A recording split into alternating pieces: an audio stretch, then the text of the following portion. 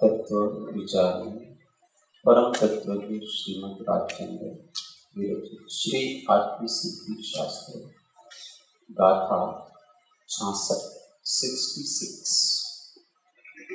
आत्मा नित्य है।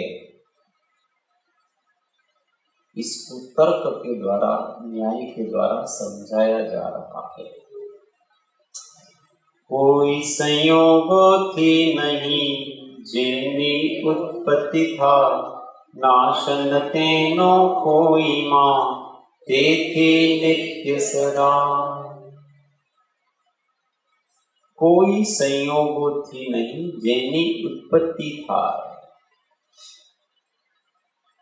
जिसकी उत्पत्ति किसी भी संयोग से नहीं होती है।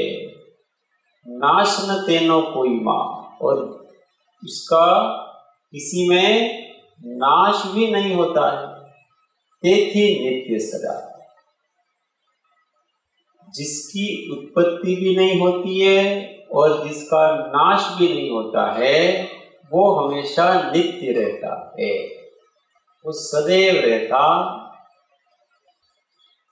जिसकी उत्पत्ति होती है उसी का नाश होता है।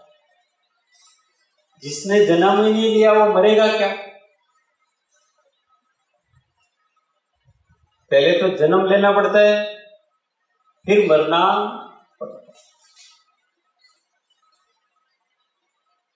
इसलिए जन्म नहीं होगा तो मृत्यु नहीं होगी, उत्पत्ति नहीं होगी तो नाश नहीं होगा। आत्मा की कभी उत्पत्ति होती, सत की कभी उत्पत्ति नहीं होती है और कभी उसका नाश नहीं। सत हमेशा है। सत का अर्थ ही ऐसा है कि जो है, अब जो है वो पहले भी था और बाद में भी। इस संसार का प्रत्येक पदार्थ सत है और वो पहले से ही है। जो है उसकी क्या, बस उसकी अवस्थाएं बदलती रहती हैं। इसलिए हम पहले से ही हैं, इसलिए हम नित्य हैं। आत्मा पहले से ही है, इसलिए आत्मा नित्य है। ख्याल आवे छे? अब इसको और लौकिक दृष्टांत के द्वारा समझाते हैं कि हम पहले से कैसे हैं। 67 क्रोधादि तरतम्यता सर्पादिक नियमान पूर्व जन्म संस्कार ते जीव नित्यता ज्ञान। क्रोधादि तरतम्यता सर्पादिक नियमान, क्रोध आदि की तरतम्यता वो सर्प आदि में देखी जाती है। किसी को बहुत कम क्रोध होता है, किसी को थोड़ा उससे ज्यादा होता है, किसी को उससे ज्यादा होता है, किसी को सर्प आदि में अधिक होता है, शेर आदि में और अधिक होता है। तो ये सब देखा जाता है। तो कैसे सिद्ध होगा? कोई जीव जन्म से ही क्रोधी कैसे हो सकता है? इसका मतलब पहले से ही उसने उस क्रोध के संस्कार को सेवन किया है जन्म से पहले। दो बच्चे एक साथ जन्म लेते हैं, अभी देखे ना वो ऋतिबेन के ट्विंस आए थे, धृति और ध्रिया, इसी से पुनर्जन्म की सिद्धि होती। धृति एकदम अलग, ध्रिया एकदम अलग, दोनों के स्वभाव पूरा पूर्व पश्चिम जैसा है। वो लड़की एकदम शांत, एक लड़की एकदम एग्रेसिव।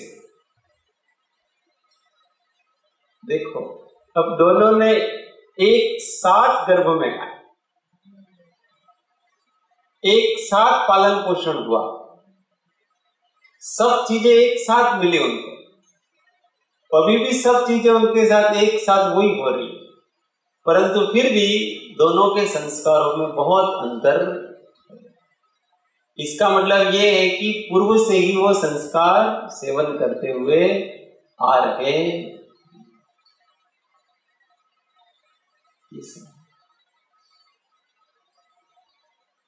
वो उनकी मम्मी कह रही थी कि वो जो धृति है और वो ध्रिया है, वो जो थोड़ी चंचल है वो ध्रिया है, वो एकदम ठरेल है वो धृति है। तो वो जो स्कूल में वगैरह सब जगह दोनों की उम्र एक ही है, परंतु वो उसके माँ की तरह ध्यान रखती है। वो जो धृति है वो ध्रिया का ध्यान कैसे रखती है? उसकी माँ की तरह ध्यान रखती हो, कि जैसे कि वो मम्मी हो। कोई भी चंचलता कुछ भी करती है तो बड़े प्रेम से समझाती है, देखो अपने को ऐसा नहीं करना चाहिए, अपने को ये नहीं बोलना चाहिए, अपने को ये नहीं करना चाहिए, साथ में स्कूल में। अब देखो इनके संस्कार देखो दोनों। इसी से साबित होता है ये जो संबंध है वो भी पूर्व के बने हुए हैं। पूर्व में वो हो सकता है उसकी माँ होगी, जो इसकी बेटी होगी, वापस आए तो वो बहन बन के आए, तो उसको वो बड़े बड़प्पन ही दिख रहा है उसको, वो माँ के जैसा, बड़ी बहन के जैसा स्वभाव कर रही, जबकि दोनों की उम्र एक है। ये पूर्व जन्म साबित करता। हमको भी दिखता है ना, किसी को देखते ही वो विशेष भाव होता, वो विशेष भाव किसी को देख के ऐसा लगता है यार बहुत आदर होता है, किसी को देख करके अलग प्रकार का प्रेम होता है, किसी को देख के अलग प्रकार का होता है। तो वो पूर्व में हमने जिन संबंधों का सेवन किया है उन संबंधों के कारण से वो इस प्रकार की स्फुरणाएं होती। इसका मतलब पूर्व जन्म सिद्ध होता। और पूर्व जन्म है इसका मतलब पहले जन्म से पहले आत्मा था। इस जन्म के पहले था तो उसके पूर्व जन्म के पहले भी था, उसके जन्म के पहले भी था। ऐसा ये था ही, बस अनादि से है। ऐसा इस जीव की नित्यता इससे सिद्ध होती है। पूर्व जन्म संस्कार के जीव नित्यता, पूर्व जन्मों के संस्कार होते हैं, इसलिए जीव नित्य है ऐसा सिद्ध होता। अब कहते हैं किस दृष्टि से नित्य है वो बताते हैं, क्योंकि हमको अनित्य भी तो दिखता है। तो आगे 68 आत्मा द्रव्य नित्य छे पर्याय पलटाय बाळादि वय त्रण्यनो ज्ञान एक लेखा। आत्मा द्रव्य नित्य छे, आत्म द्रव्य की अपेक्षा से नित्य, हमेशा आत्म द्रव्य था, है, रहेगा, इसलिए वो नित्य है। पर्याय पलटा है, उसकी अवस्थाएं बदलती हैं।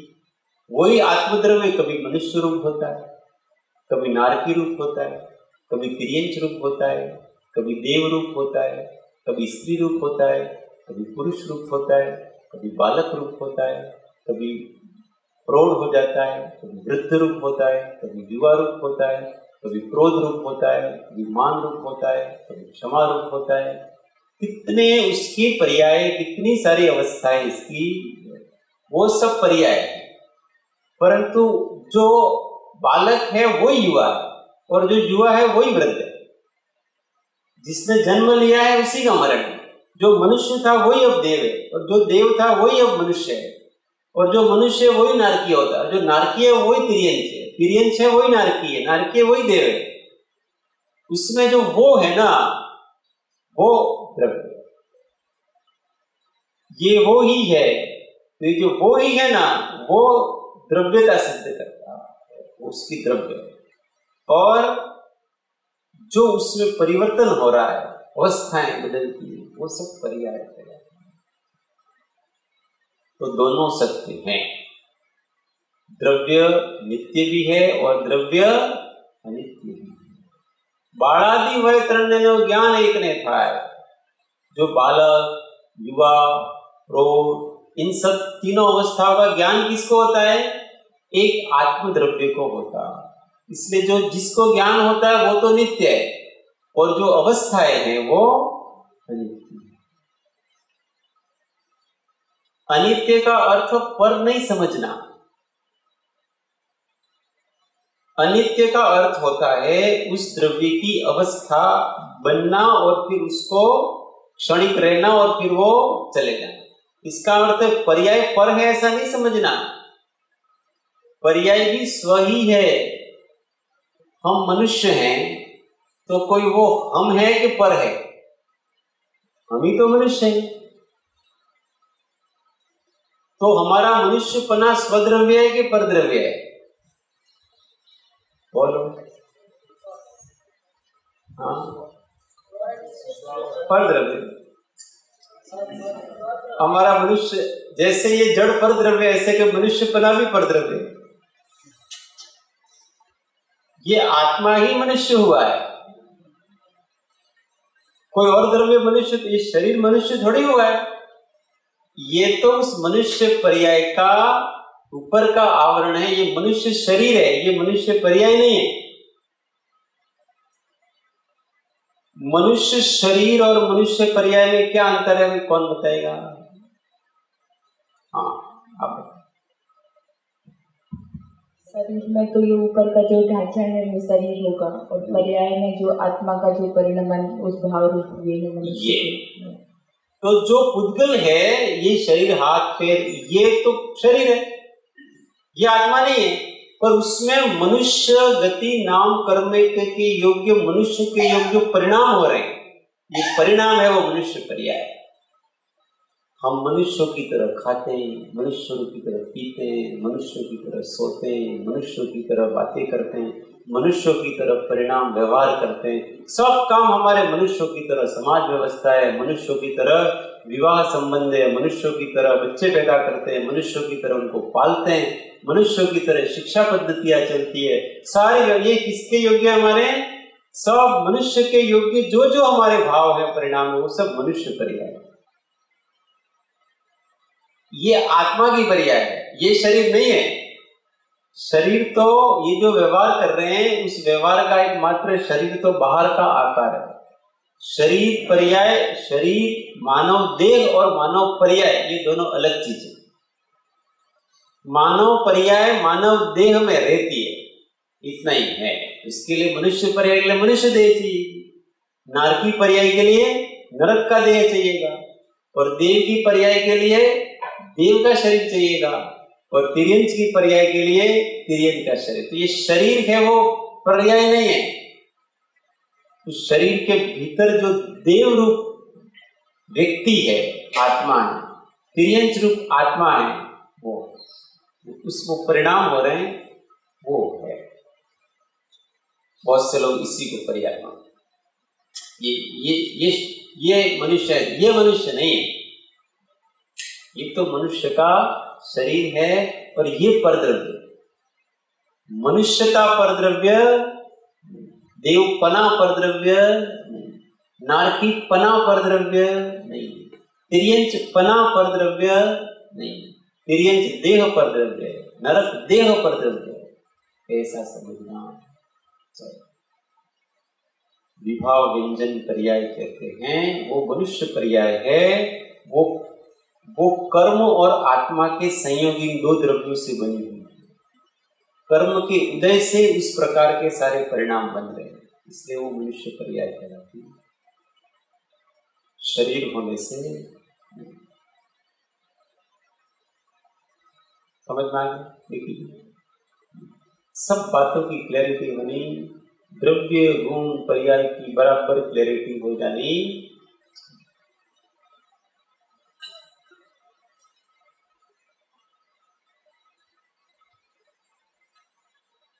कोई यूं कहे निश्चय से तो आत्मा द्रव्य है और व्यवहार से पर्याय है। सत्य कथन क्या सत्य कथन? बोलो शामिल भाई से। निश्चय से आत्मा द्रव्य है वो तो निश्चय से, और व्यवहार पर्याय है वो तो व्यवहार से है। सच है, ये असत्य है। हाँ कैसे अब बताओ?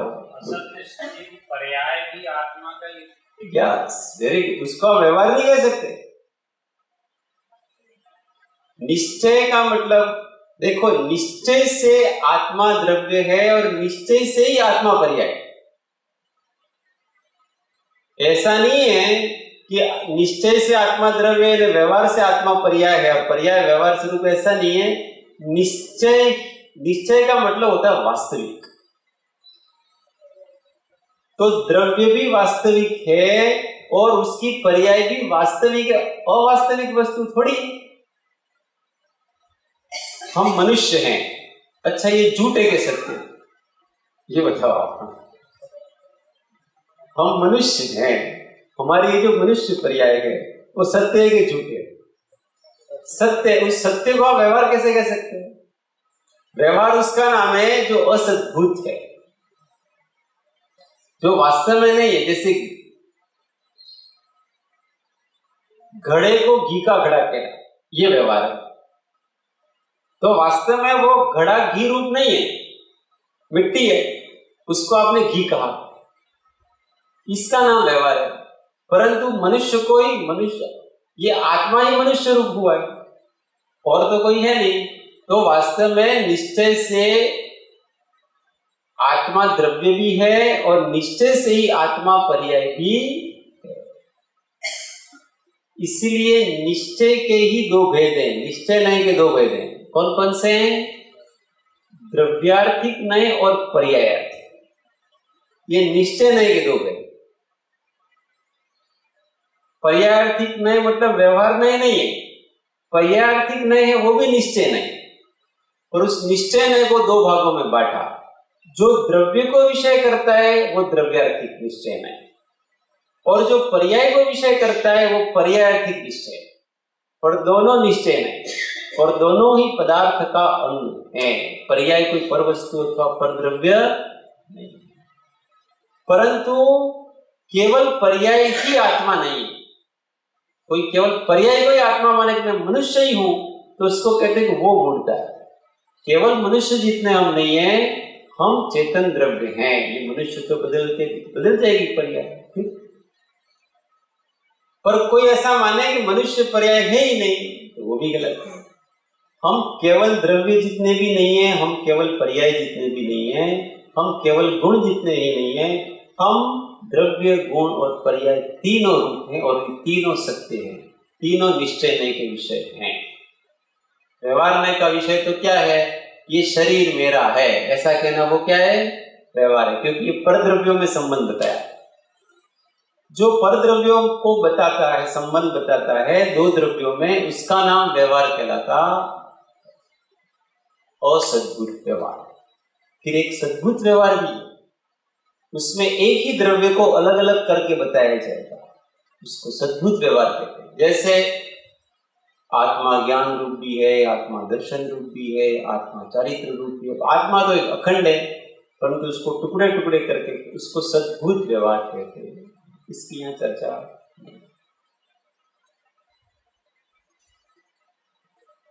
आगे और कहते हैं 69 अथवा ज्ञान क्षणिकनो जे जानी वदना वदनारो ते क्षणिक नहीं कर अनुभव निर्धार।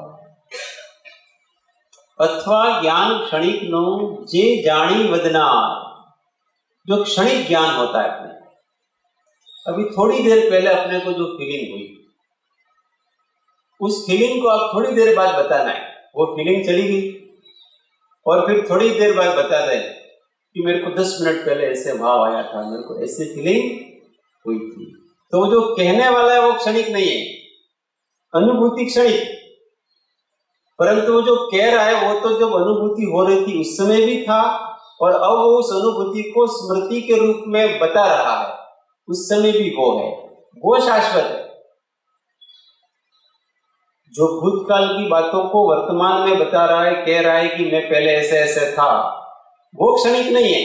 वो जो परिस्थितियां चली गई वो क्षणिक थी, और भविष्य को भी वो जानेगा, वो भी क्षणिक नहीं है। हम क्षणिक नहीं है, परिस्थितियां क्षणिक हैं, अनुभूतियां क्षणिक होती। इसलिए अनुभूति की तरफ लक्ष्य नहीं रखना, अनुभवकर्ता की तरफ लक्ष्य रखना। अनुभूतियां बदलती रहेंगी, कभी अच्छे होंगे, कभी बुरे होंगे, कभी क्या होगा, कभी ऐसा होगा, कभी एकदम निराश हो जाएंगे, कभी एकदम उत्साहित हो जाएंगे, कभी एकदम प्रसन्न हो जाएंगे, कभी एकदम दुखी हो जाएंगे। इनकी ओर ध्यान मत दो। कभी मान हो जाएगा, कभी माया हो जाएगी, कभी क्रोध हो, इनकी ओर ध्यान मत दो। ये तो बदलती रहेगी, पर उनको जानता कौन है? बस उसकी ओर ध्यान दिया।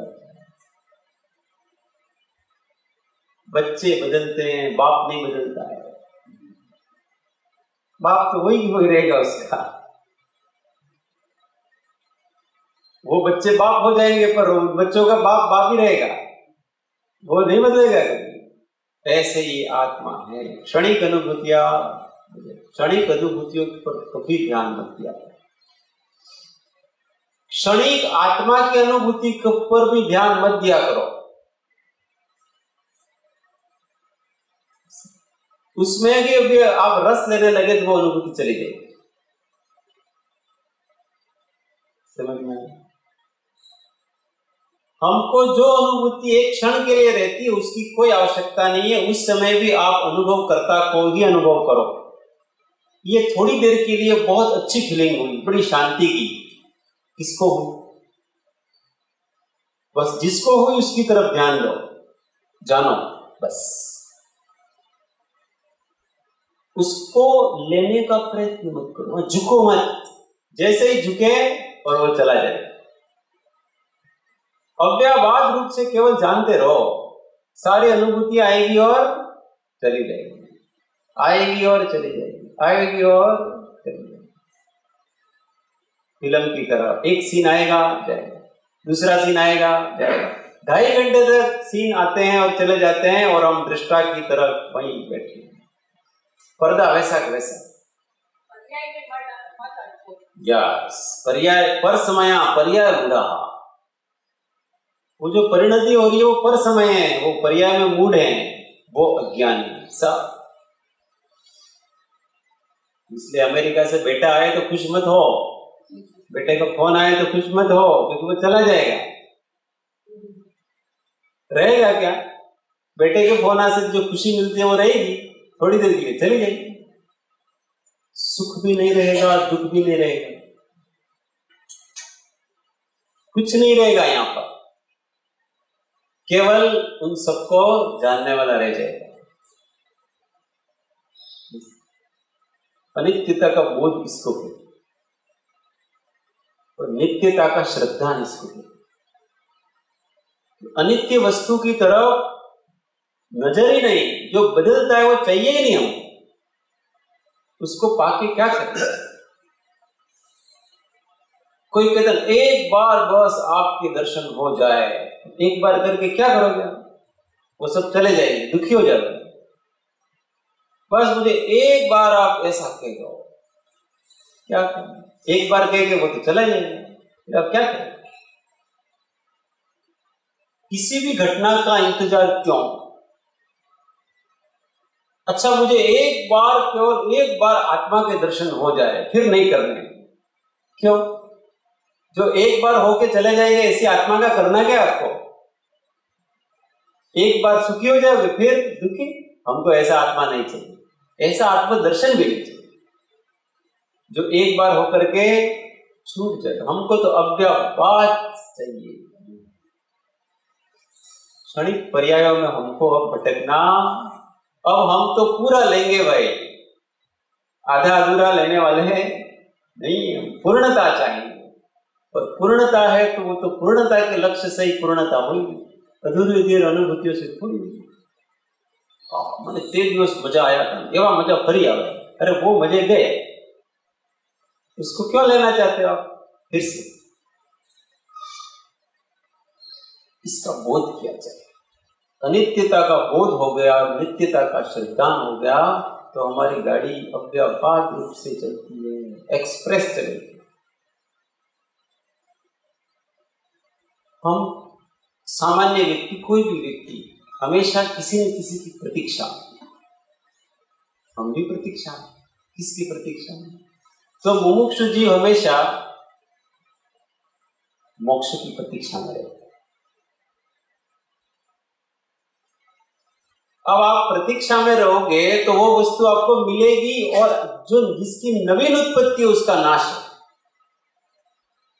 जो मोक्ष उत्पन्न होता है वो मोक्ष हमको नहीं चाहिए, क्योंकि जिसकी उत्पत्ति उसका नाश होगा, निश्चित रूप से नाश होगा। हमको तो जो मोक्ष शाश्वत है वो चाहिए। किसी समय थोड़ा तरंगित हो गया और आनंद आ गया, वाह, उस ऐसा मोक्ष चाहिए हमको, ऐसा मोक्ष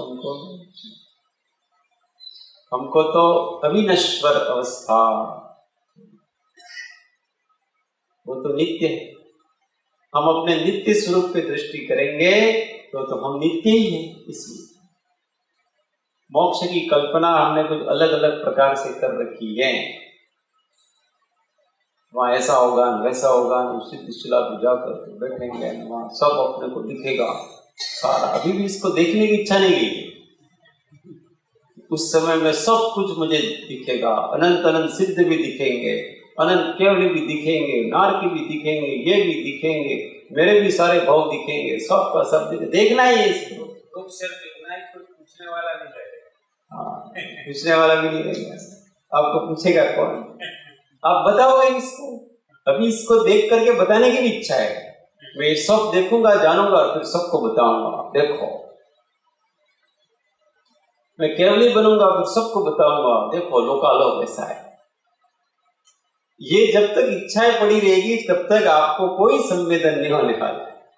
ये सब इच्छाओं का नाश होकर के मुझे तो न कोई सुनना है, न कोई देखना है, न कुछ चखना है, न कुछ करना है, न कुछ बोलना है, मुझे कुछ नहीं करना, मुझे तो शांत निर्विकल्प होकर के रहना। वही मेरा मुक्त नित्य स्वरूप है, और कोई स्वरूप मेरा नहीं है। इसको बोध के जो आता है और जाता है वो कल्पनाएं कर लेते हैं। इस भाव में मिलो, अल्पले भाव में मिलो, एक बार मिलो। क्यों ऐसा कहना चाहते हैं? क्यों ऐसा सोचते हो? किसी भी अनित्य वस्तु की चाहना मत करो जो आएगी। और हम उपवास करते हैं, फिर पारने का इंतजार करें। क्यों? क्या वो भी आके नहीं चला जाएगा? हमारे किसी इष्ट का वियोग हो गया, फिर हम संयोग की चाहना करेंगे, वो मेरे को फिर से मिल जाए। हमेशा जीव ऐसा करता है कि बचपन में हम कितने अच्छे थे, हम बहुत स्कूल में खेलते थे, कूदते थे, वाह, वो बचपन की यादें हैं। वो वापस वही फीलिंग करना चाहता है। अगर वो फिर से आ गई तो क्या फिर से नहीं जाएगी? हम कॉलेज में पढ़ते थे, क्या मस्तियां करते थे, क्या दिन थे वो। क्या वो आके फिर से नहीं चला जाएगा? हम गुरु, हमारे साहिब जी थे उस समय, क्या दिन, उनके साथ रहते थे, सत्संग होता था, ये फिर से मिल जाएगा? क्या फिर से मिलके फिर से नहीं जाएगा? सब कुछ फिर से मिलके फिर जाने वाला। हम उसकी आशाएं क्यों करते हैं? हम नित्यता का बोध क्यों नहीं लेते? हम समूह शरण में जाएंगे, भगवान का वो सुनेंगे। क्या सुन के आए वो चला नहीं गया? और फिर से सुन के आएंगे तो फिर से नहीं चला जाएगा? सब कुछ आएगा और जाएगा, यहाँ केवल हम रह जाएंगे। इसको नित्यता का बोध कहते हैं। हम घबराते हैं, कुछ बातों को तो अनित्य मानते हैं, कुछ को अनित्य मानने को तैयार ही नहीं है। अपन हृदय स्वीकार ही नहीं करता है कि ये भी अनित्य हो सकता है। सब कुछ अनित्य है, जो उत्पन्न हुआ है उसका नाश अवश्य है। इसलिए शाश्वत वस्तु में तन्मय। महात्मा गांधी जी उनकी पुस्तक में लिखते हैं कि हमने श्रीमद् के जीवन में से 4 वस्तुएं देखी, और उसमें सबसे पहली वस्तु उन्होंने क्या लिखी कि शाश्वत वस्तु में तन्मयता। ये उन्होंने पहली वस्तु देखी। वो हमेशा एक धारा से एक जैसे रहते हैं। उनको कभी भी हमने कहीं अनित्य वस्तु में कहीं कुछ आसक्त देखा नहीं आज तक। हमेशा एक धारा से गंभीर शांत, कहीं कोई अनित्य वस्तु में उनको उत्साहित नहीं देखा। वैराग तो उनके चेहरे पर हमेशा झलकता, गंभीर वैराग, सब आकर के चला जाए। क्षणिक ऐसी इच्छा होती है अपनी, सत्संग उनको भी होती थी, सौभाग्य भाई के प्रति बड़ी होती थी। आप निरंतर हमारे साथ क्यों नहीं रहते? आपके सत्संग की हमको इच्छा होती, वो भी इसलिए कि वो भी नित्यता का बोध कराते। जो नित्यता का बोध कराते हैं उनका संग चाहिए, पर वो भी पुण्याधीन है। हमारे हाथ का विषय है, वो भी होगा और चला जाएगा। इसलिए कुछ भी ऐसी वस्तु, हमको तो केवल अव्यापाद जीवन चाहिए। हमको ये खंड खंड का जीवन नहीं चाहिए, ऐसा निर्णय करना चाहिए। तो हमको प्रतीक्षाएं न रहेगी। जिसकी प्रतीक्षा समाप्त हो चुकी है वही हमेशा आत्मा के आनंद को अनुभव करेगा। और अभी भी हमको कुछ चाहिए, प्रतीक्षाएं हैं, प्रतीक्षा होगी। उसकी प्रतीक्षा में जब वो मिलेगा तो फिर से नई प्रतीक्षा जाएगी, फिर वो मिलेगा तो फिर दूसरी प्रतीक्षा जाएगी। और अनादिकाल से हमने प्रतीक्षा में, अभी हम पैदा हुए, अभी हम इंतजार करेंगे, अभी हम बूढ़े होंगे, फिर मर जाएंगे, अगले भव की प्रतीक्षा में, फिर वो भव भी होगा, फिर उसके अगले भव की प्रतीक्षा में रहेंगे। प्रतीक्षा हुई, जीवन चल रहा है। प्रतीक्षा नहीं, हम अभी परिपूर्ण हैं, संपूर्ण हैं, संतुष्ट हैं, मुझे कुछ नहीं चाहिए। भूतकाल की स्मृति नहीं, भविष्य की प्रतीक्षा नहीं। हम ही सकते। हम क्यों मरना चाहते हैं और जन्म लेना भी क्यों चाहते हैं? हमको ना जन्म लेना है ना मरना है। ये आध्यात्मिक दृष्टि कहलाती है। इसी से ज्ञानी हमेशा तरोताजा रहते हैं, आनंद में रहते हैं। असाता आया, हम प्रतीक्षा में रहेंगे कि ये साता में कब कन्वर्ट हो। बहुत दुख हो रहा है, बहुत दर्द हो रहा है, बहुत सिर दर्द हो रहा है अपने को, तो अब प्रतीक्षा कर रहे हैं कि सिर दर्द कब जाए। जैसे ही सिर दर्द चला जाएगा, आपको किसी और वस्तु की प्रतीक्षा होगी और वो वापस नहीं आ जाए उसका भय होगा, दूसरी प्रतीक्षा करनी चाहिए। ये बस इसी में रहा हुआ ये जीव। तो हम किसी के जाने की भी प्रतीक्षा क्यों करें, किसी के आने की भी प्रतीक्षा क्यों करें? जो आया है, जो अपने समय से आया है, वो अपने समय से जाएगा। उसको अपना समय लेने दो। हमको क्या करना है? बस वो मूवी को देखते हैं ना, ऐसे अपने को दृष्टा बन करके रहना। एक सीन आएगा, अपने समय से जाएगा। हमको जल्दबाजी, सब काम अपने समय से होता है, समय लेने दो सबको, आकुलता मत करो, हर पर्याय को अपना समय लेने दो। वो जिस समय उत्पन्न होगी वो अपना समय लेकर के आई है, वो पर्याय अपना समय लेकर के, उसके पहले ही हम उसको निकाल देना चाहें उसमें आकुलता होगी। कोई किसान है, गेहूं के बीज बोए, अब वो कहे कि मेरे तो 10 दिन में गेहूं हो जाने चाहिए, होगा क्या? उसको 4 महीने चाहिए। तो आप बीज डालो, पानी दो और आप उसकी योग्य सारवार करो और फिर 4 महीने का इंतजार करो। किसी वस्तु को पहले कर लेना वो पुरुषार्थ नहीं, पुरुषार्थ इसका नाम है कि जो जिस समय होने वाला है उस समय उसको होने दो और आप केवल उसके ज्ञाता है। बस हम अपने स्वभाव में रहे, मोक्ष जब होना हो जाएगा, ज्ञान जब होना हो जाएगा, चारित्र जब होना हो जाएगा, सब होना हो जाएगा। हम अपना स्वभाव क्या है वो निश्चित करो, उस रूप रहा करो। ये सब अवस्थाएं आएंगी और चली जाएंगी, वो भी हो जाएगा। ये भी चला, ये नित्यता का बोध। शायद इसीलिए सत्संग को मतलब जो हमेशा सत्य का संग का बोध दे। हाँ, यही सत्संग है। मैं सत्स्वरूप अविनाशी अव्याबाद हूं, वही इसी का नाम सत्संग है। हम किसी व्यक्ति की चाह करेंगे तो वो तो अनित्य है, फिर भी अपनी भूमिका में भावना करते हैं। भूमिका के अनुसार सब स्फुरणाएं हुआ करती है और वो स्फुरणाएं उस भूमिका में ठीक है, परंतु वो शाश्वत नहीं है। इसलिए उन भूमिकाओं को गुजर जाने दो और शाश्वत वस्तु में तन्मय सबको जाने, जानते हुए उसको निकल जाए। ये इच्छा हो रही है पर ठीक नहीं है। हमारा आनंद पराधीन नहीं होना चाहिए। 4 लोग हों तो हमको अच्छा लगे, ये अच्छी बात नहीं है, पर मेरी अभी स्थिति यही है, इसलिए अभी तो मैं उसका प्रयत्न करता, पर ये ठीक बात तो नहीं है ना, ये तो समझना चाहिए अच्छी बात। पर तो पर है, पर तो पर छे दुख आत्मा की सुख हो, महापुरुषो उद्यम करे आत्मार्थे मंगला। परतः पर ततः दुखम आत्मेव आत्म सुखम अतएव महात्मानम तन निमित्तम कृतोद्यमा। पर तो पर ही है और वो दुख रूपी है, इसलिए महात्मा लोग अपने लिए उद्यम करते हैं, शाश्वत वस्तु के लिए उद्यम करते हैं। 70 लास्ट। क्या रे कोई वस्तु नो केवल हो न नाश, चेतन पामे नाश तो के मां भले तपास। क्या रे कोई वस्तु नो केवल होए न नाश, कभी भी किसी वस्तु का केवल का मतलब संपूर्ण नाश नहीं होता है। चेतन पामे नाश तो केमा भले तपास। अब चेतन नष्ट हो गया तो किस में जाके मिलेगा? अब वो जड़ में जाकर के मिल जाएगा तो जड़ हो गया।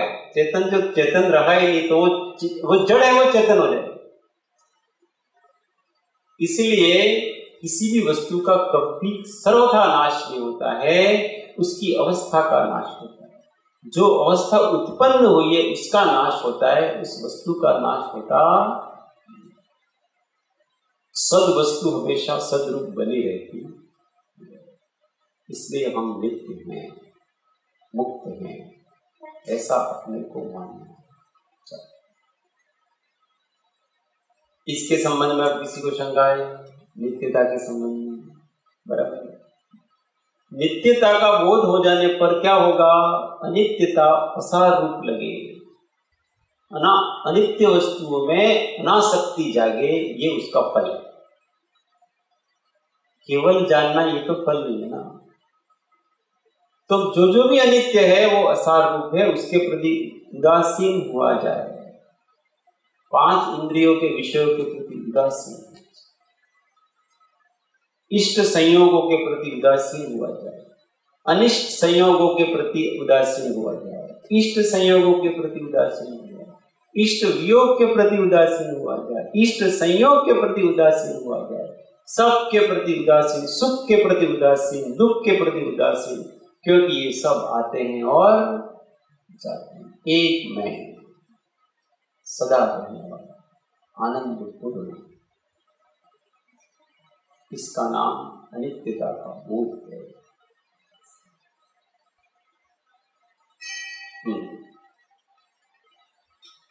अब आगे शंका करते हैं। शंका शिष्य हुआ, आत्मा कर्मनो करता नहीं एम शिष्य कहे छे। अभी आपने कहा कि आत्मा है, वो हमने मान लिया। आपने कहा आत्मा नित्य है, वो भी हमने मान लिया। पर अब कहते हैं वो करता कुछ नहीं, वो बस है, करता नहीं, कुछ रहता है, बस ऐसे निष्क्रिय पड़ा रहता है। उसको कहते हैं कि आत्मा करता भी। कैसे करता वो बताएंगे। पहले कहते हैं आत्मा कर्मनो करता नहीं हम शिष्य कहे छे। 3 गाथाओं को द्वारा अपना प्रश्न रखता है, तर्क रखता है। करता नहीं है इसका, करता जीवन कर्मनो कर्मज करता कर्म अथवा सहज स्वभाव का कर्म जीवनो धर्म। कर्ता जीवन कर्मनो कर्मज करता कर्म, कर्मों का कर्ता जीव नहीं है, कर्म ही कर्म को करता है। अथवा सहज स्वभाव, अथवा वो सहज स्वभाव ही हो रहा है। कहा कर्म जीवनो, अथवा तो वो कर्म का करना है, वो सहज स्वभाव ही है उसका। या तो कर्म ही कर्म को करता है, या फिर कर्म करना जीव का स्वभाव है, सहज स्वभाव। दोनों तरफ से वो ढोल बजा रहा है। पहले तो ये कह दिया उसने कि कर्म ही कर्म का करता है, ये शरीर है, उसी ने शरीर को बनाया, उसमें जीव का कोई कर्तापना नहीं।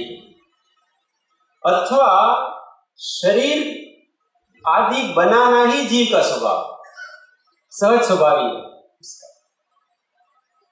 इसलिए वो हमेशा शरीर आदि की रचना करता रहेगा। या तो वो शरीर आदि की रचना करेगा ही नहीं, शरीर आदि को शरीर आदि नहीं बनाया, अथवा शरीर आदि को बनाना वो उसका स्वभाव है, इसलिए शरीर आदि बनाता ही रहेगा। दोनों तरफ जीव इससे तर्क दिए। बड़ा जोरदार एक गाथा में जोरदार बात कही है। आगे और कहता है, सांख्य को समझा रहा है ये सारा, सांख्यमती को। आत्मा सदा असंग ने करे प्रकृति बन, अथवा ईश्वर प्रेरणा तेती जीव अबन। आत्मा सदा असंग, सांख्य ऐसा कहते हैं, आत्मा तो हमेशा असंग है, करे प्रकृति बंद। ये जो 3 प्रकार की प्रकृतियां हैं वही बंद करती हैं। कौन कौन सी है 3 प्रकार की प्रकृतियां? सत्व, रज और तम। ये 3 प्रकृतियां हैं, बंद वो करती हैं। पुरुष तो हमेशा स्वतंत्र ही है, असंगी है, वो तो कुछ करता ही नहीं है। ये प्रकृतियां तो जड़ है, वो करती है सारी। इसलिए पुरुष का कोई कर्तृत्व नहीं है इसमें। पुरुष तो हमेशा स्वतंत्र है, ये सब जड़ ही कर रहा है। आत्मा तो कुछ करता, ऐसा सांख्यमती कह रहा है यहाँ पर। अथवा ईश्वर प्रेरणा तेती जीव अबन, अथवा तो ईश्वर की प्रेरणा से जीव करता है। कितने सारे अपन कहते हैं ना, હું કાંઈ નથી કરતો, ભગવાન જેમ કરાવે છે એમ કરું છું, ऐसा कहते हैं लोग। ईश्वर इच्छा, भगवान की जैसी इच्छा वैसा हम करते हैं, हम तो उसके हाथ की कठपुतली हैं। ऐसा बोलने में बड़ा अच्छा लगता है। आपने अपना सारा कर्तृत्व उसके ऊपर डाल दिया, सब उसके ऊपर ढोल दिया। महाभारत में एक कथा आती है कि धृतराष्ट्र जब पांडु पुत्रों के साथ, पांडवों के साथ अन्याय कर रहे थे, उनके पुत्रों को थोड़ा ज्यादा मोह हो गया था। तो कृष्ण जी ने अपने सेनापति को दूध पिला के भेजा कि तुम धृतराष्ट्र को समझाओ कि अपने पुत्र का मोह छोड़ो और पांडवों के साथ न्याय करो। तो वो दूत आया, अक्रूर जी ने तो बोला कि द्वारकाधीश ने आपको ऐसा ऐसा कहा कि अपने पुत्र के प्रति मोह छोड़ो और पांडवों के साथ न्याय करो। तो वो धृतराष्ट्र क्या कहते हैं कि मैं कौन होता हूं मोह करने वाला, ये सब करने वाले तो द्वारकाधीश ही है, सब में उन्होंने ही माया डाल रखी है, मोह तो भगवान ही कराते हैं, हम क्या कराते हैं? सब भगवान की माया है, ये सब जीव इस भगवान की माया से ही इस संसार में मोह राग द्वेष कर रहे हैं। इसलिए हम तो वो जो करा रहे वही कर रहा, मैं नहीं कर रहा। उनको कहना वो कृपा करे, मैं मोह नहीं छोड़ सकता। और ऐसा करके सारा उनके ऊपर डाल दिया और अपने आप को बचा लिया पूरा पूरा। और जीव को जो करना है वो करता रहता है और सारा भार उत्तरदायित्व किस पे डाल देता है? भगवान के। और जो अच्छा हो जाता है तो कहता है तो मैंने किया, कुछ भी नहीं होता है भगवान चाहते ही नहीं है सर। और कोई थोड़ा सज्जन होता है तो सब अच्छा भी भगवान कराते हैं, बुरे भी भगवान करते हैं, वो भी मिथ्या है, कोई किसी को नहीं कराता। तो ये कहता है अथवा ईश्वर प्रेरणा, अथवा ईश्वर की प्रेरणा से सब हो रहा है, खाना पीना उठना बैठना भगवान की प्रेरणा। हम तो कुछ कर ही नहीं रहे, हम तो असंग है, ज्ञाता दृष्टा है। ज्ञाता दृष्टा है तो कर क्या कहीं करो, ज्ञाता दृष्टा ही रहो, इसका मतलब कोई तत्व करने वाला। पर वो अपने से अलग किसी तत्व को उसका प्रेरित मानते, ईश्वर को। तेथी जीव अबंधा, खुद को ठगते हैं, बराबरी का प्रोफेसर ठग ही रहे दूसरों को ऊपर का तत्व तो जानते हैं, कर तो खुद ही। पर पुरानी मान्यता है भेड़ की, इतनी जबरदस्त ये ईश्वर के कर्तृत्ववाद की मान्यता इतनी ठसाठस बैठी हुई है कि जीव को इसी से तसल्ली मिलती है। सौभाग्य भाई जैसे भी इसके वश हो गए, उन्होंने लगा ईश्वर इच्छा, ऐसे कई जगह लिखा उन्होंने भगवान की कृपा, ईश्वर की इच्छा। तो कृपालु देव ने लिखा ईश्वर इच्छा आपकी भूमिका के लिए उपयोगी हो सकती है, हमारे लिए तो कोई ईश्वर इच्छा नहीं है। हमको तो किसी ईश्वर की कोई इच्छा नहीं। तुम सांत्वना देने के लिए इस शब्द का उपयोग कर सकते हो कि भगवान जो चाहे वो सांत्वना देने के लिए अपन करते हैं अपने मन से, बाकी कोई किसी की इच्छा नहीं है। इच्छा है वो दुख रूप है, और भगवान ही इच्छा करेगा तो वो भी दुखी है, और जो दुखी है उसको भगवान कैसे कहेंगे? इसलिए कोई किसी की इच्छा से, वास्तव में जो भी प्रेरणा करता है वो दोषी है, प्रेरक हमेशा दोषी है। સૌભાગભાઈએ આ ભૂમિકાએ ઈશ્વર ઈચ્છા લખ્યું હોય તો ત્યાં ભવિતવ્ય એ અર્થમાં उनका उनके अंदर યોગ્યતા તો કેટલી હતી, જેને કૃપાઓ દેવા આટલા ચાહે છે એ ઈશ્વર થોડો સ્વીકારે। देखो ऐसा है कि अभी आप उदय को आप नहीं कर सकते।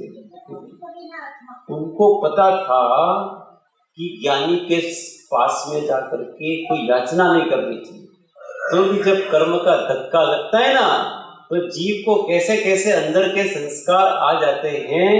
ये वास्तव में उनको परमार्थ सम्यक तो बहुत समय बाद हुआ, तब जाकर के ये सारी जो मान्यताएं होती है ना वो मान्यताएं खत्म होती है। बाकी कहीं न कहीं सत्ता के रूप में कहीं न कहीं યોગ્યતા છે કે તરત એમ કહે છે કે માગી ખાઈને વિચાર ચલાવીશું પણ તમારી પાસે वो कब कितने पत्राचार होने के बाद ये उनको मती,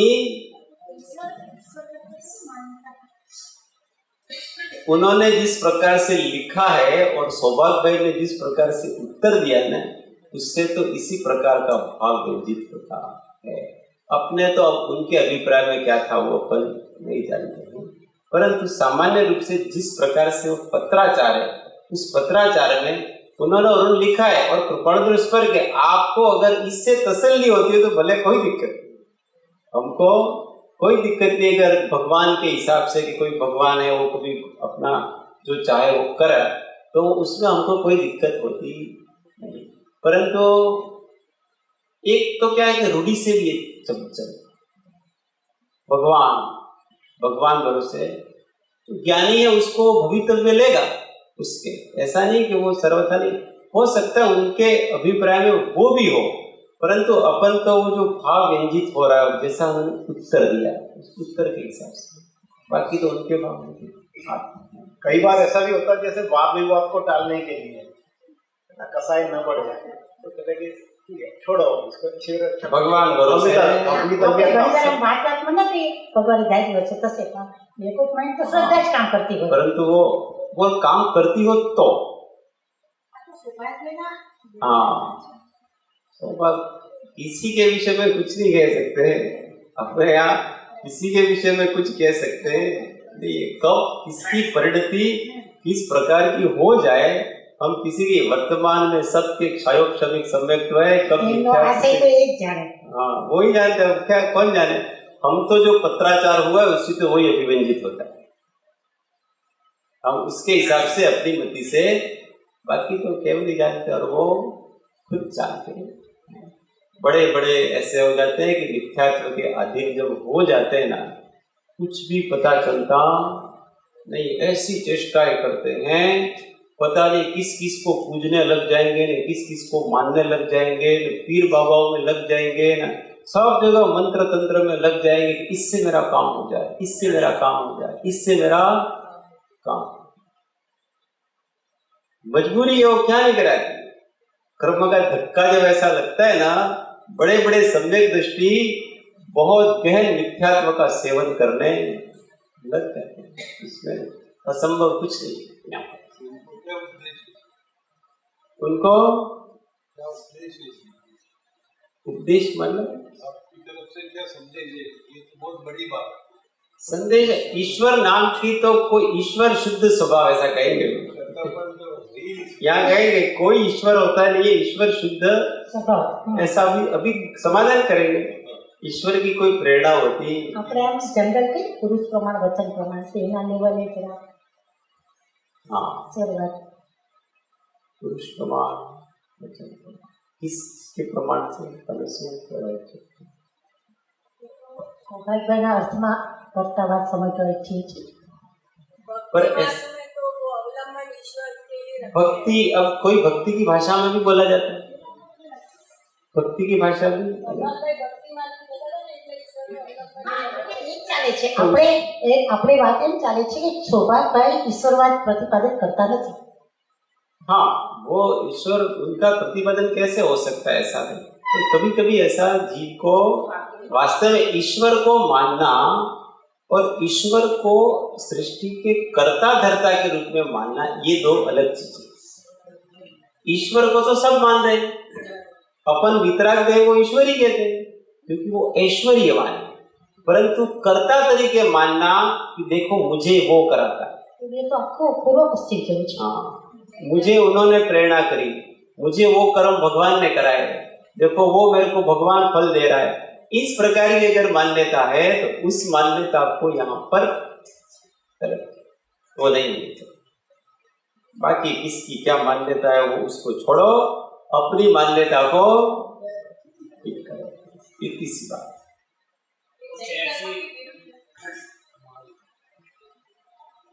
माइक देना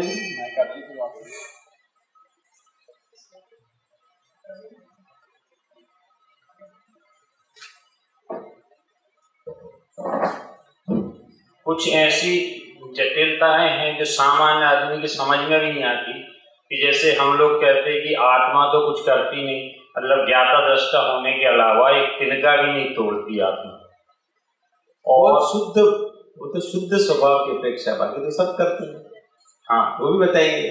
और पुद्गल कुछ कर नहीं सकता, तो ये जो शरीर की इतनी जटिल रचनाएं हैं ये कौन करता है? अपन प्रकृति पे छोड़ देते हैं। वही तो बता रहे ना कि इन दोनों की मिलीजुली सरकार है। ये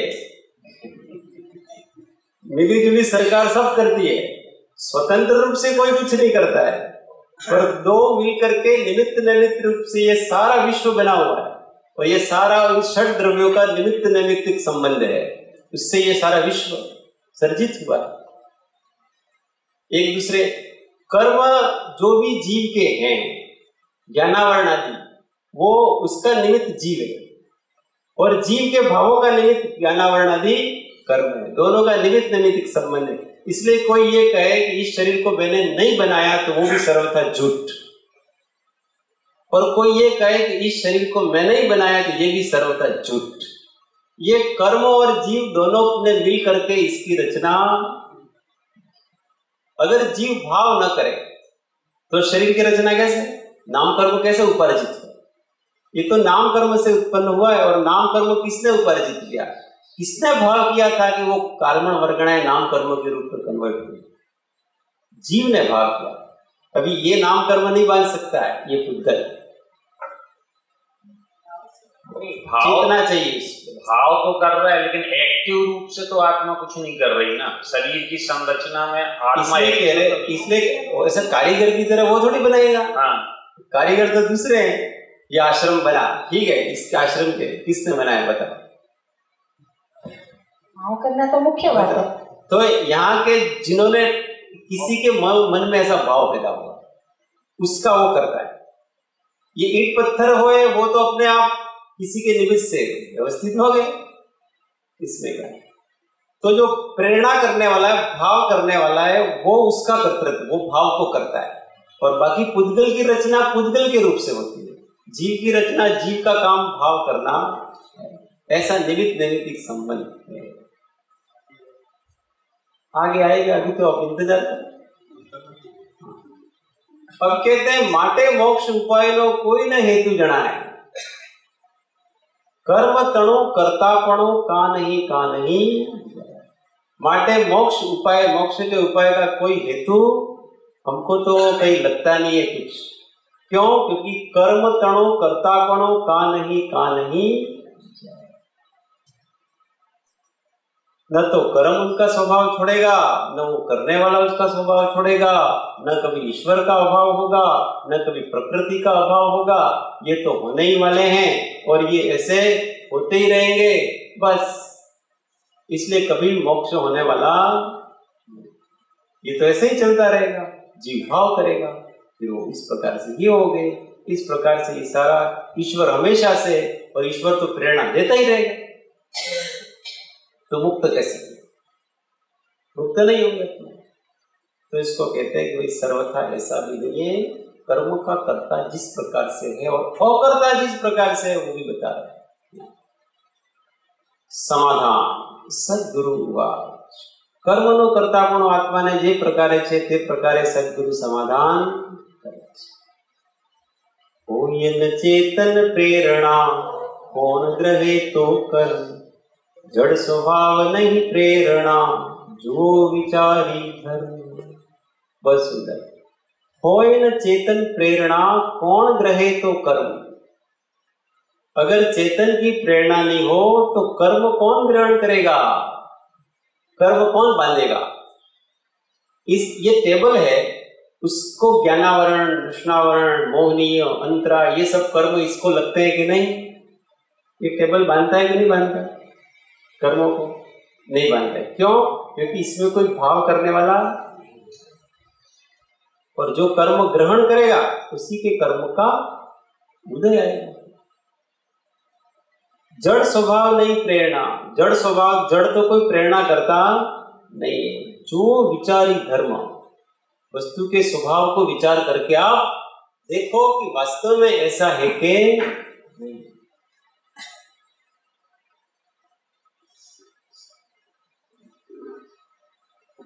हम क्या करते हैं? जीव का कर्म, जीव का भाव कर्म, उस भाव के निमित्त से पुद्गलों की अलग अलग प्रकार से रचना, पुद्गल उसके उपादान से करे। उपादान स्वतंत्र है, और दोनों में निमित्त नैमित्तिक संबंध है। कार्बन वर्गणाओं से कर्म रूप होना ये पुद्गल, उसमें पुद्गल का उपादान है और निमित्त उसमें जीव का। जैसे हमको अभी चलना है तो चलेगा कौन? चलने की उपादान शक्ति किसकी है? शरीर की। आत्मा क्या करेगा? चलने का भाव करेगा, चलने की इच्छा करेगा। बस वो इच्छा के अनुसार अगर उसके पुण्य कर्म का उदय है तो चलने का क्रिया होगी। ये शरीर उस रूप परिणत होगा जैसे उसकी इच्छा है।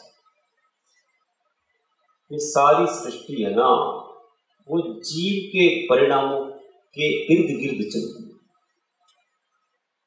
जीव के परिणाम और प्रकृति एक दूसरे से बंधे हुए हैं। वो जोरदार व्यवस्था।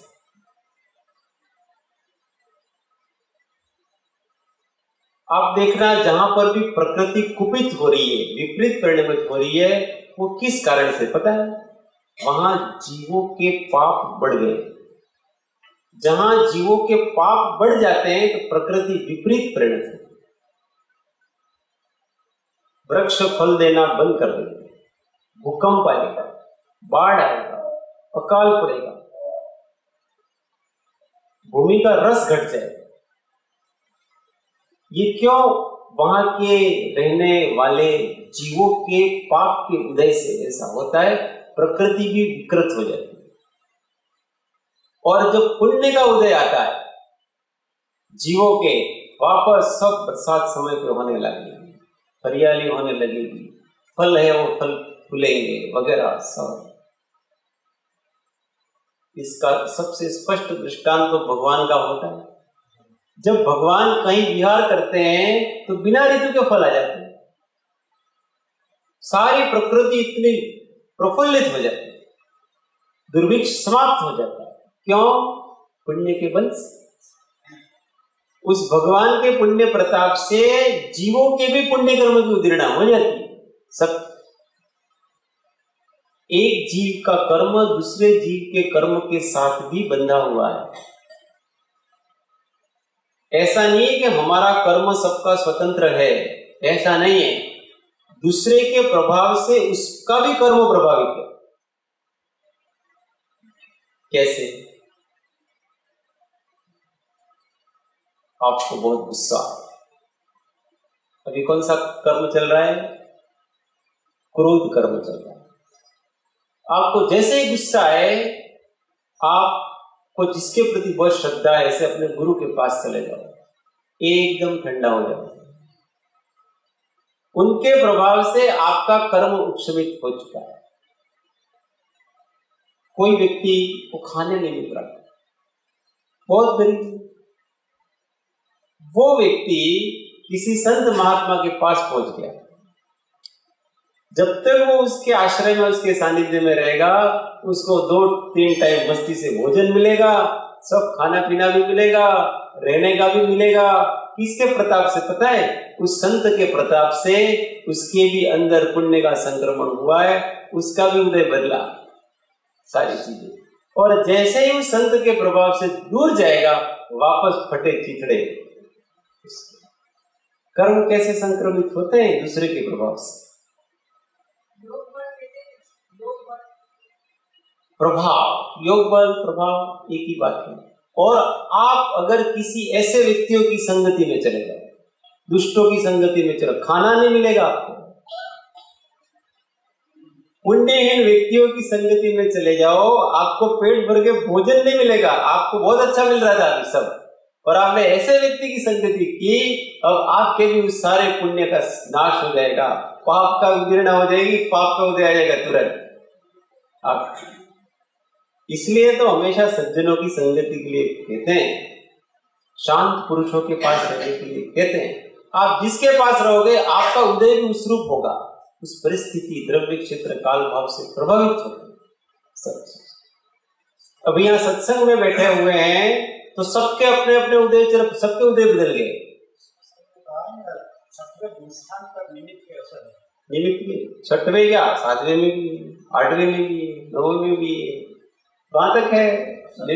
निमित्त की असर तो छठे तक तो बुद्धिपूर्वक असर है, और बुद्धिपूर्वक तो उसके जब तक कषाय है तब तक उसकी असर है।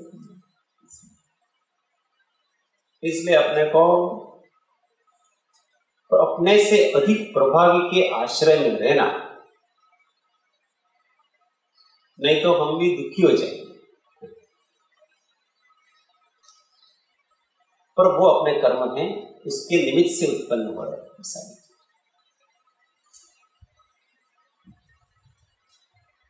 आगे कहते हैं, आगे कहने के लिए समय नहीं है, आगे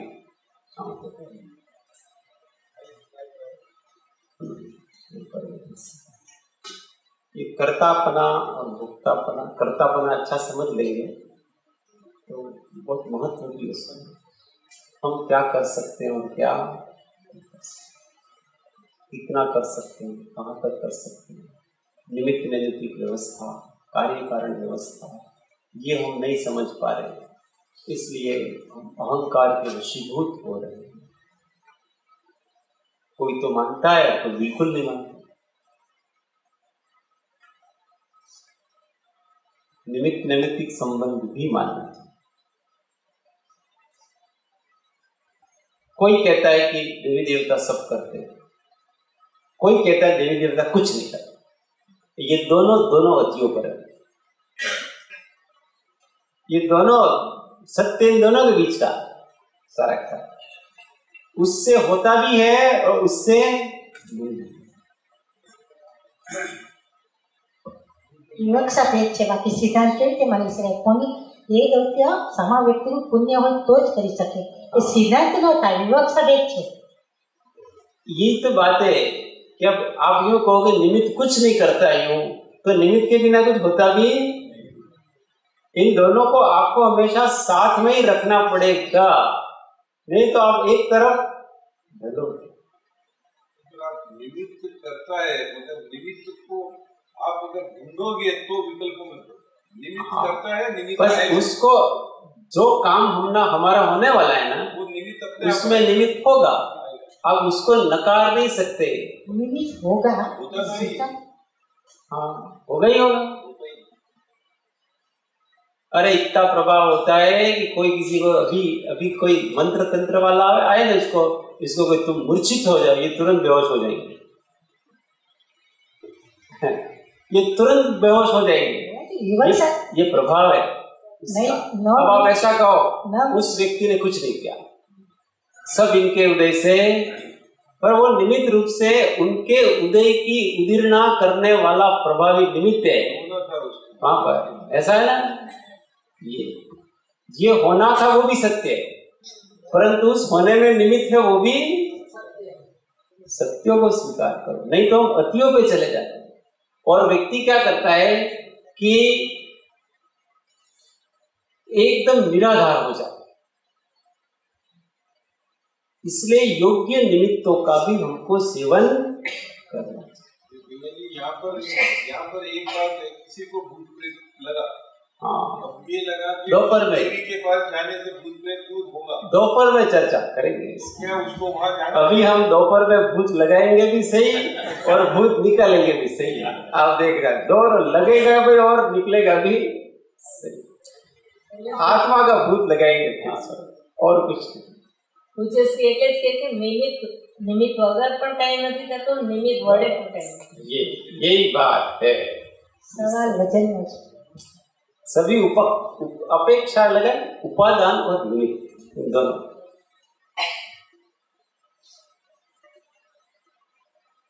भी बॉस के मन में बड़े प्रश्न फूट रहे, तो शांति रखे।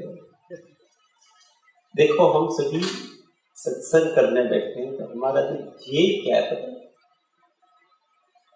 ध्येय हमेशा अपनी शांति का, वो न चुके। इसलिए हमारा ऐसा स्वभाव होना चाहिए कि हर चीज को जब चाहे तब क्लोजअप कर सकते। हमारे अंदर कितनी भी अभिव्यक्ति करने के ऊपर तुरंत हम चुप हो सकते हैं, तुरंत उसको रफा दफा कर सकते। ये शक्ति हमारे अंदर होनी चाहिए। नहीं तो व्यक्ति साधन के नाम से वाद विलास होता है। हाथ कुछ नहीं है, हाथ तो अंतर्मुख होने से। ये सब वाणी का विलास है और कुछ भी शांत मौन चैतन्य के प्रवाह को संवेदन करो, इतना ही सत्य और कुछ नहीं।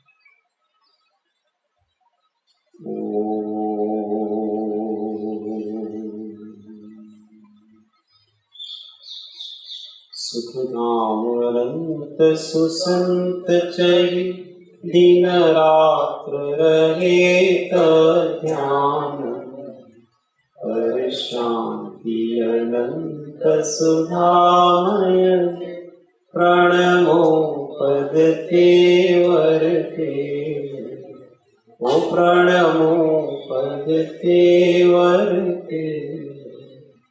सद्गुरु परम कृपालु त्रिलोकनाथ की सब संतन की आनंद। ओम